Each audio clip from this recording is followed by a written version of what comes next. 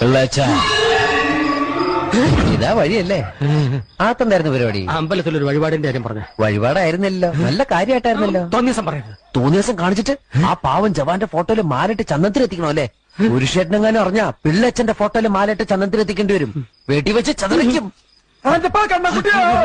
നാട്ടുകാരെ വിളിച്ചു കൂട്ടിട്ട് മോൻ എന്ത് കിട്ടും? എനിക്കൊന്നും കിട്ടില്ല, പിള്ളേച്ചന് കിട്ടും. നല്ല അസല പൊതുക്ക്, വലിയ നിലവിലുള്ള ആളല്ലേ, എല്ലാരും ഒന്ന് അറിയട്ടെ എന്ന്. നീ എന്റെ മാനം കളയരുത്. നിനക്ക് എന്ത് വേണേലും ഞാൻ തരാം. എന്ത് തരും? എന്ത് വേണം? അച്ഛന്റെ കയ്യിൽ നിന്ന് കള്ളക്കണക്ക് എഴുതി വാങ്ങിച്ച കുരുടിമുക്കിൽ 25 സെന്റ് സ്ഥലം. അയ്യോ മാധവ, അത് അയ്യാ മാധവ, അത് എഴുതി തരുമൊന്നും വേണ്ട. അവിടെ ഇത്തവണ എനിക്ക് വിത്തിറക്കണം. അതെന്റെ ഒരു മോഹം. ഞാൻ പടവല വിട്ടിരിക്കുക. ആയിക്കോട്ടെ, അത് വിറ്റ് കഴിഞ്ഞാൽ എനിക്ക് വിത്തിറക്കാലോ. ഇറക്കാം. ഉറപ്പാടാം. പോകാൻ വരട്ടെ. ഇതൊക്കെ മറക്കാതിരിക്കാൻ ഞാനൊന്നും കൂടെ തന്നാലോ? വേണ്ട, ആരും കാണൂല. വേണ്ടെന്നേ.